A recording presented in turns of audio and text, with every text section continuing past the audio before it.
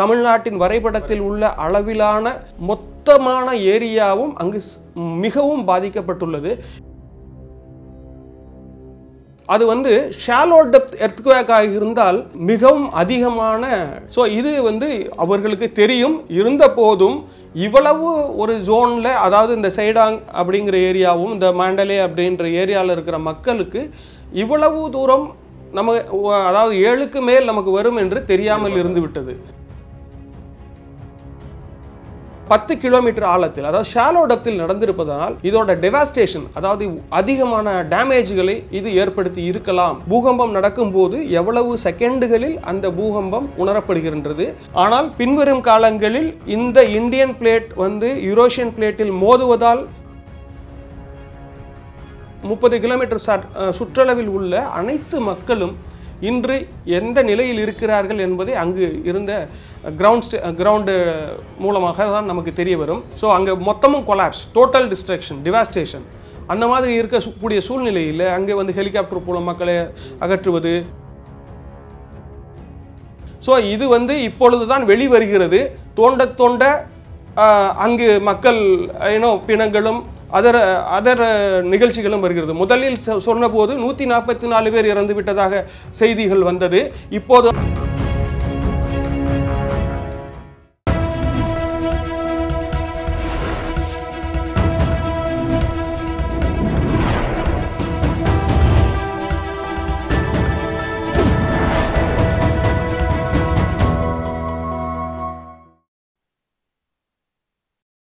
Channel 5 Tamil நேயர்களுக்கு வணக்கம். இன்றைய நேர்காணலில் நம்மோடு பேச இருப்பது புவி அமைப்பியல் ஆய்வாளர் முனைவர் நாராயணன் அவர்கள். சார் வணக்கம். சார் வணக்கம். சார், நேற்று மியான்மரில் வந்து தொடர் நிலநடுக்கம் அடுத்தடுத்து இருக்குன்னு கூட சொல்கிறாங்க. அதை பற்றி முழு தகவல் என்ன சார்? ஆக்சுவலாக நேற்றைய தேதி 28/3/2025 11:50 இந்திய நேரப்படி அங்கு மியான்மரில் அதிக பாதிப்புடன் கூடிய நிலநடுக்கம், அதாவது மாடிஃபைடு மெர்சல்லீஸ் இன்டென்சிட்டி அப்படின்னு ஒரு ஸ்கேல் இருக்குது. முதல்ல ரிக்டர் ஸ்கேல்னு இருந்தது, இப்போ மாடிஃபைடு மெர்சல்லி இன்டென்சிட்டி ஸ்கேல்னு இருக்குது. அந்த ஸ்கேலில் 7.7 யுனைடெட் ஸ்டேட்ஸ் ஜியாலஜிக்கல் சர்வேவோட ரெக்கார்டு, அதாவது சீஸ்மோகிராம் ரெக்கார்டு படி 7.7 அளவிலான மாடிஃபைடு மெர்சல்லிஸ் இன்டென்சிட்டி அளவிலான அதி பயங்கரமான நிலநடுக்கம். அந்த நிலநடுக்கம் வந்து மாண்டலே அப்படின்ற ஊர் பர்மாவில், முன்னாள் பர்மா இந்நாள் மியான்மரில் 11:50 நிகழ்ந்துள்ளது. இந்த நிகழ்வானது இண்டோ ஜாங்போ அப்படின்ற ஒரு சியர் ஜோன்றது 2 பிளேட், அதாவது ஒரு இந்தியன் பிளேட்டுன்னு இருக்குது, யூரோஷியன் பிளேட்டுன்னு இருக்குது. இந்தியன் பிளேட் வந்து ஏற்கனவே ஆய்வறிக்கையின்படி 4 சென்டிமீட்டர் பர் இயர் நார்த்வர்ட் மூவ் ஆகுது. அதாவது வடக்கு நோக்கி இந்தியா வந்து ரஷ்யாவை மோதும் பாணியில் மூவ் ஆகிறது. அதாவது 4 சென்டிமீட்டர் அளவில் மூவ் செய்கிறது. அந்த மூவ் செய்கிற போது அங்கு இருக்கக்கூடிய பாறைகள் மீது மோதி, அதை ஓஃபியோலைட் அப்படின்ற ராக் அங்கே இருக்கிறது. அந்த ஹிமாலயன் டெரெயினில் இண்டோ சாங்போ சியர் சோன் அப்படின்றது, ஷியர்ன்றது மோதல் நாள் ஏற்படக்கூடிய வளைவு, அந்த பெண்ட் ஃபால்ட் மோதும் அப்படின்றதுனால அந்த மோதல் நாள் ஏற்படக்கூடிய நிலநடுக்கம் பாதிப்பு தான் இந்த மியான்மரில் நடந்துள்ளது. இது ஏற்கனவே இருந்த இடங்களை விட மிக தொலைவில், அதாவது ஒரு 200 கிலோமீட்டர் தொலைவில். இண்டோ சாங்போன் ஷியர் ஜோன் பெயர் பெற்றது. அங்கு ஏற்கனவே அதிக பாதிப்புகள், நிலநடுக்கங்கள் நடந்துள்ளது. இது வரைபடங்களில், சில வரைபடங்களை நான் காமிக்கும் போது உங்களுக்கு அதை பற்றி விலாவாரியாக சொல்லுகிறேன். இப்போது இண்டோ சாங்போ ஷியர் ஜோனில் இந்த மாண்டலே அப்படிங்கிற ஏரியா, இந்த படத்தை பார்த்தீங்கன்னா இது வந்து இந்தியா. இந்த கர்வ் வந்து நம்ம வட மாநிலங்கள், அந்த பங்களாதேஷ், அதற்கு கீழே உள்ள அந்த கர்வ், அந்த பங்களாதேஷை ஒட்டிய வரும் இந்த கர்வ். அந்த கர்வில் அந்த ஸ்டார் வைத்திருக்கும் இடம்தான் மியான்மரில் இருக்கக்கூடிய மாண்டலே. அதை பார்த்தபோது அது கர்வாகவே அப்படி வளைந்து இருக்கிறது. இதற்கு காரணம் இங்கிருந்து மோதும், நார்த்திலிருந்து மோதும் இந்தியன் பிளேட்டுன்னு சொல்லுவாங்க. அதை plate tectonics, movement of tectonic மூவ்மெண்ட்ன்றாங்க. ஒரு பிளாக் வந்து இன்னொருத்தரை போய் மோதும், ஒரு பஸ் வந்து இன்னொருத்தரை மோதும் போது அதோட பின்விளைவுகள் வந்து முன்னாடி இருக்கவங்களுக்கு தான் ஏற்படும். இது வந்து மோதுகின்ற போது அந்த மேலே இருக்கக்கூடிய அந்த பங்களாதேஷ் மீது மோதுகின்ற காரணத்தினால் ஏற்பட்ட நிலநடுக்கம் பூகம்பம் தான் இது. இதனோட அளவீடு வந்து 7.7 என்கிற அளவீடுகள் இருக்கிறது. இதற்கான காரணம் இன்றைய சூழ்நிலையில் யுனைடெட் ஸ்டேட் ஜியாலஜிக்கல் சர்வே படி நார்த் ஸ்ட்ரைக்கிங் ஃபால்ட், அதாவது நார்த்து வந்து ஸ்ட்ரைக் ஸ்லிப் ஃபால்ட் என்று சொல்லுவோம். ஸ்ட்ரைக் ஸ்லிப் ஃபால்ட் என்றால் 2 பிளாக்குகள், ஒரு பிளாக் இப்படி இருக்கிறது, ஒரு பிளாக் இப்படி இருக்கிறது, இது ஒன்றை ஒன்று உரசி கொண்டு போகும் பிளாக். அதே இது வேற ஒரு சமயங்களில் என்ன ஆகும் என்றால் இந்த பிளாக் ஒன்றின் கீழ் ஒன்றாக மோதி மேலே தூக்கும். ஸோ அது வந்து சப்டக்ஷன் ஃபோல்ட் ஃபால்ட் என்று சொல்லுவோம் ஆங்கிலத்தில். ஸோ இப்படி இருக்கிற போது இந்த ஸ்ட்ரைக் ஸ்லிப் ஃபால்ட்டு இதுவரைக்கும் நடந்ததுக்கு 2012 6.8 ரிக்டர் ஸ்கேல் அளவீடுகளிலும் அதற்கு குறைவான அளவீடுகளிலே இருந்தது. இதற்கான காரணத்தை அறிய இப்போது அனைத்து ஆய்வாளர்களும் இப்போது தொடர்ந்து முயற்சி செய்து வருகிறார்கள். இதற்கான காரணம் ஏனென்றால் 7.7 ஸ்ட்ரைக் ஸ்லிப் ஃபால்ட்டில் இதுவே முதல் முறை. ஸோ இது சம்பந்தமான ஆராய்ச்சிகள் இப்போது நடக்கிறது. இதற்கான காரணம் west striking fault, left lateral fault என்று சொல்வார்கள். ஒரு பிளாக் இப்படி மூவ் ஆகின்றது, இந்தியா இப்படி மூவ் ஆகின்றது. அதே சமயங்களில் பங்களாதேஷ், மியான்மர் இந்த வழியில் வெஸ்டர்ன் சைடு மூவ் ஆகிறது. அப்படி என்ற காரணம் வந்து இங்கு அறிவிக்கப்பட்டுள்ள படத்தின்படி north strike right lateral, India வந்து தெற்கு நோக்கியும் மியான்மர் வந்து வடக்கு நோக்கியும் வடகிழக்கு நோக்கியும் மூவ் ஆகின்ற காரணத்தினால் இங்கு அந்த பிளவு, நிலப்பிளவு, நில அதிர்வு அதிக அளவீட்டின் படி உணரப்பட்டுள்ளது. இது வந்து இந்தியாவில் இருக்கிற வரைபடங்கள். இது அனைத்து இது என்ற ஃபால்ட் என்று சொல்லுவார்கள். அதாவது இது ஃபால்ட் என்றால் ஒரு மூமெண்ட்,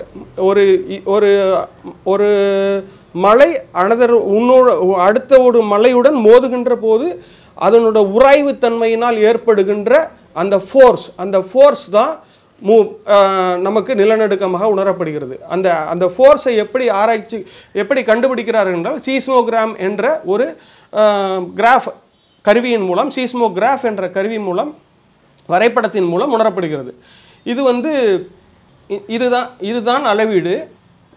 இன்டென்சிட்டி அந்த ஆரஞ்சு கலர், அதாவது ரெட் அலர்ட் என்று சொல்வார்கள். 10ற்கு மேல் போனால் மாடிஃபைடு மெர்சல் இன்டென்சிட்டி வந்து 12 அளவீடுகளில் இன்றைய காலகட்டத்தில் உள்ளது.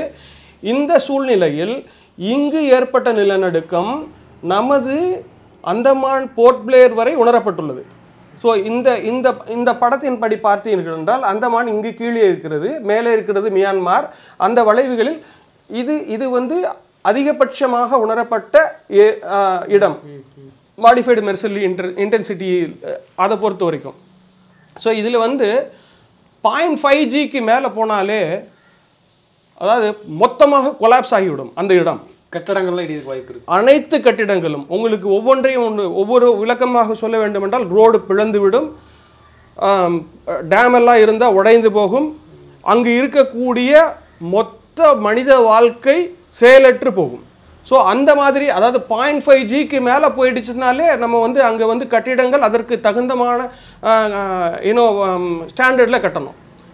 அதை வந்து அதனால் ஏற்படக்கூடிய பாதிப்புகளை சமாளிக்கும் விதமாக நம்ம கட்டணும். இப்போ நடந்தது வந்து அந்த 0.5 தான் தாண்டி தான் 0.5. இப்போது நீங்கள் பார்த்தீர்கள் என்றால் பீக் கிரவுண்ட் ஆக்சிலரேஷன் என்று சொல்வார்கள். பீக் கிரவுண்ட் ஆக்சிலரேஷன் என்றால் நம்ம ஆக்சிலரேஷன் டியூ டு கிராவிட்டியை 9.8 மீட்டர் பர் செகண்ட்ஸ் அப்படி என்று சொல்லுவோம். நம்மளை பொறுத்த வரைக்கும் அதுதான் நம்ம அனைவருக்கும் தெரியும், பாமரர்களுக்கு. இங்கே பீக் கிரவுண்ட் ஆக்சிலரேஷன் அதே கிராவிட்டி ஃபோர்ஸில் சொல்கிற போது 0.5 தாண்டி விட்டால் அங்கே இருக்கக்கூடிய பார்ஷியல் கொலாப்ஸ், டோட்டலாக கொலாப்ஸ் ஆகும். 0.5க்கு மேலே போயிடுச்சுன்னா டோட்டல் டிஸ்ட்ரக்ஷன் அந்த ஏரியாவில் அனைத்து வாழ்வாதாரங்களும் செயலற்று போகும், ஸ்தம்பித்து போகக்கூடிய அளவில் அங்கே இருக்கிறது. ஸோ இப்போ இங்கே பார்க்கிற போது இங்கே வந்து நடுவில் அந்த ஏரியாவில் மையப்புள்ளியில் 20% அந்த ஆக்சிலரேஷன் இருந்திருக்கிறது. ஸோ 20% ஆக்சிலரேஷன் இருக்கின்ற போது நீங்களே யூகித்துக் கொள்ளுங்கள் எவ்வாறான ஒரு நிலைமை அங்கே இருந்திருக்கும் என்று. ஸோ இது வந்து இப்பொழுதுதான் வெளிவருகிறது. தோண்ட அங்கு மக்கள் பிணங்களும் அதர் நிகழ்ச்சிகளும் வருகிறது. முதலில் சொன்னபோது 144 பேர் இறந்து விட்டதாக செய்திகள் வந்தது. இப்போது 1044 பேர் இறந்து விட்டதாக செய்தி வந்தது. சற்று முன்னர் 1144 பேர் இறந்து போனதாக செய்திகள் வந்திருக்கின்றன. ஸோ இப்போ அந்த மையப்புள்ளி என்றால் இந்த இடத்திற்கு மேலே சற்று மேலே செய்டாங் என்ற ஒரு பகுதி இருக்கிறது, அதற்கு கீழே மேண்டலி என்ற பகுதி இருக்கிறது. இப்போது நமது நிலநடுக்கம் வந்து மியான்மரில் ஏற்பட்ட நிலநடுக்கம் 11:50 மணி அளவில் நமக்கு நகர்ந்துள்ளது. அதை அடுத்து தொடர் நிகழ்வுகளாக ஆஃப்டர் ஷாக் என்று சொல்லுவார்கள். ஆஃப்டர் ஷாக் என்றால் அடுத்த அரை மணி நேரத்தில் நடக்கலாம், அடுத்த 1 மணி நேரத்தில் நடக்கலாம், அடுத்த 4 மணி நேரத்தில் நடக்கலாம். ஸோ இது போன்ற பூகம்பங்கள் அடுத்தடுத்து தொடர்ந்து நிகழ்ந்து கொண்டே இருக்கும். ஏனென்றால் இந்த பிளாக் அது வந்து செட்டில் ஆகும் வரை, அதாவது இங்கு மோதிய நிகழ்வின் உணர்வு அதாவது அடங்கும் வரை அதோட கண்டினியூவஸ் ஆஃப்டர் ஷாக்குகள் வந்து கொண்டே இருக்கும். அந்த ஆஃப்டர் ஷாக்குகளை பற்றி இப்போ நீங்கள் பேசுகிற போது இங்கே 20% கிராவிடேஷன் ஆல்மோஸ்ட், இதுக்கு டோட்டல் டிஸ்ட்ரக்ஷன் அந்த ஏரியாவில். இதை இனிமேல்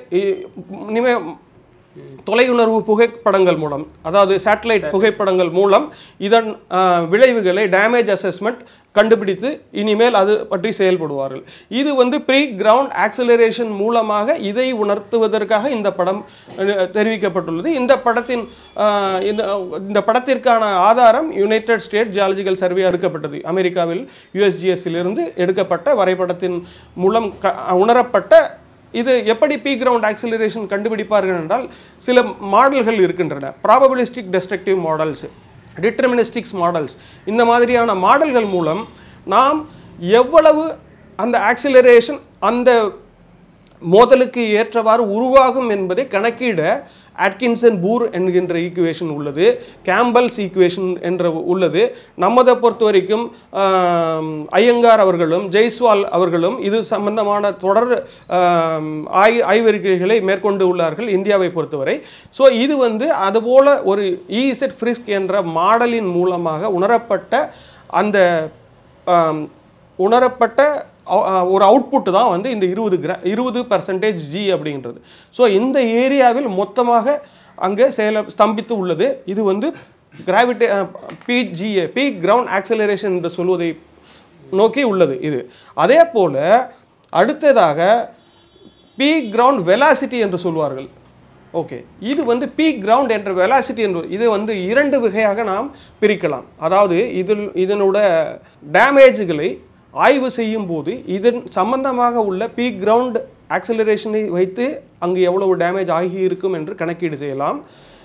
ஏனென்றால் இது உடனடியாக கணக்கீடு செய்யக்கூடிய வகையில் இந்த மாடல்கள் ஆல்ரெடி இருக்கின்றது. இதை பொறுத்தவரை பீக் கிரவுண்ட் வெலாசிட்டி, எவ்வளவு வெலாசிட்டியில் மோதினால், இப்போ 100 கிலோமீட்டர் வேகத்தில் ஒரு பஸ் போகிறது, முன்னால் வந்த ஒரு பைக்கை அது மோதினால் அதனோட விளைவு எவ்வளவு தாக்கம் எவ்வளவு இருக்கும் என்பதை பொறுத்து நாம் எப்படி செயல்படுத்துகிறோமோ அதே போல் பீக் கிரவுண்ட் அந்த நிலத்தினுடைய வெலாசிட்டியை உணர்ந்து நாம் இது இவ்வளவு ஆகியிருக்கலாம் என்பதை கணிக்கக்கூடிய விதமாக பீக் கிரவுண்ட் ஆக்சிலரேஷனும் பீக் கிரவுண்ட் வெலாசிட்டியும் அந்த ஏரியாவில் இருக்கிறது. இப்போது பீக் கிரவுண்ட் வெலாசிட்டியை பார்த்தீர்கள் என்றால் 50க்கு மேல் ஒரு குறிப்பிட்ட ஏரியா ஆல்மோஸ்ட் ஒரு 200 இலிருந்து 2500 ஸ்கொயர் கிலோமீட்டர் ஏரியாவுக்கு இந்த 50 சென்டிமீட்டர்/செகண்ட் அளவான ஏரியா வந்து மிகவும் கடுமையான பின்விளைவுகளை சந்தித்துள்ளது. அங்கு இருக்கும் கட்டிடங்கள் செயலிழந்து போய் நொறுங்கி கொட்டி இருக்கின்றது. அங்கு இருக்கக்கூடிய ரோடுகள் பிளந்து விட்டன. அங்கு மின்சார வசதி தடைப்பட்டுள்ளது. அங்கு வந்து அதாவது மின்சாரம் முற்றிலும் துண்டிக்கப்பட்டுள்ளது. அங்கு சப்போஸ் ரெஸ்கியூ அண்ட் ஆபரேஷன், அதாவது அங்கு போய் இருக்கக்கூடிய மக்களை திரும்ப காப்பாற்றுவதற்காக ஆம்புலன்ஸ்களோ தீயணைப்பு வண்டிகளோ செல்வதற்கு பாதைகளும் அடைபட்டு உள்ளன. ஸோ அதனால்தான் சிறிதாக இப்போது அதிகமான இழப்புகள் வருவதாக செய்திகள் வந்து கொண்டிருக்கின்றன. ஸோ இது 50 சென்டிமீட்டருக்கு மேலே 10 சென்டிமீட்டருக்கு மேலே போனால் severe seeking heavy damage. So இந்த ஏரியாவை பொறுத்தவரை ஆல்மோஸ்ட் ஒரு 3000 ஸ்கொயர் கிலோமீட்டர் ஏரியா ஆல்மோஸ்ட் நமது ஒரு தமிழ்நாட்டின் வரைபடத்தில் உள்ள அளவிலான மொத்தமான ஏரியாவும் அங்கு மிகவும் பாதிக்கப்பட்டுள்ளது. இதற்காக இன்று அமெரிக்கா முன் வந்துள்ளது. இந்தியா, நமது பாரத பிரதமர் அதற்கு உதவிகள் செய்ய உதவிக்கரம் நேசக்கரம் நீட்டியுள்ளார். நமது அண்டை நாடான மியான்மருக்கு இந்தியாவிலிருந்து சப்ளைகள் சென்று கொண்டிருக்கின்றன. அதுபோல் அனைத்து நாடுகளும் இன்று மியான்மருக்கு உதவ தொடங்கி இருக்கின்றன. இதன் பின்விளைவுகள் இன்னும் சிறிது காலம் கழித்தே, அதாவது இன்னும் 1 வாரம் கழித்தே தெரிய வரும். இது வந்து இன்டென்சிட்டி ஒவ்வொரு, அதாவது இந்த எர்த்குவேக்கை பொறுத்த வரைக்கும் அவங்க சொன்ன டெப்த்துன்றது, அதாவது எபி சென்டர் அப்படின்னு சொல்லுவாங்க. இந்த படத்தை பார்த்தீங்கன்னா உங்களுக்கு தெரியும், இந்த படத்தில் எவ்வளவு ஆழத்தில் நிகழ்ந்துள்ளது. அது வந்து ஷாலோ டெப்த் எர்த்குவேக்காக இருந்தால் மிகவும் அதிகமான டேமேஜ்களை ஏற்படுத்தும். அதாவது ஷாலோ டெப்த் எர்த்குவேக் அப்படின்னு சொல்லலாம். டீப் ஓஷன் லேயர் ஒரு ரொம்ப அடிமட்டத்துக்கு போயிடுச்சுன்னா அதோட வைப்ரேஷனால ரொம்ப தாக்கம் இருக்கும். தாக்கம் ஷாலோவா இருந்தால் மட்டும்தான் தாக்கம் இருக்கும். அதிக ஆழத்தில் இருந்தால் பெரிய ப்ராப்ளம் இருக்காது. மேலடுக்குகளில் ப்ராப்ளம் கம்மியாகவே உணரப்படும். இப்போது அந்தமானில் 2004 ஏற்படுத்தப்பட்ட நிலநடுக்கம் டீப் ஓஷன், அங்கு வந்து ஓஷனுக்கு கீழே ஏற்படுத்த நிலநடுக்கம். ஆனால் இந்த மாதிரியான பீகாரில் 1937 8.1 இதே ஜோனில் உணரப்பட்டுள்ளது. இந்த நார்த் ஈஸ்ட் ஜோனில் அதோட தாக்கம் பீகாரில் 1937 8.4 ரிக்டர் அளவுகளில் உணரப்பட்டுள்ளது. ஸோ இந்த மாதிரியான சூழ்நிலைகளில் அதற்கு தகுந்த மாதிரி நாம் நம்மளோட கட்டடங்களை வடிவமைத்து கொள்ள வேண்டும். ஸோ இது வந்து அவர்களுக்கு தெரியும். இருந்த போதும் இவ்வளவு ஒரு ஜோனில், அதாவது இந்த சைடாங் அப்படிங்கிற ஏரியாவும் இந்த மாண்டலே அப்படின்ற ஏரியாவில் இருக்கிற மக்களுக்கு இவ்வளவு தூரம் அதாவது 7க்கு மேல் நமக்கு வரும் என்று தெரியாமல் இருந்து விட்டது. ஸோ இதற்கான காரணம், இது ஆழம் வந்து 10 கிலோமீட்டர் ஆழத்தில், அதாவது ஷாலோ டெப்த்தில் நடந்திருப்பதனால் இதோட டெவாஸ்டேஷன், அதாவது அதிகமான டேமேஜ்களை இது ஏற்படுத்தி இருக்கலாம். ஏனென்றால் இது உணர்வின்படி ஆம்பிளிடியூட் என்று சொல்வார்கள். ஸோ இந்த ஆம்பிளிடியூடு, இந்த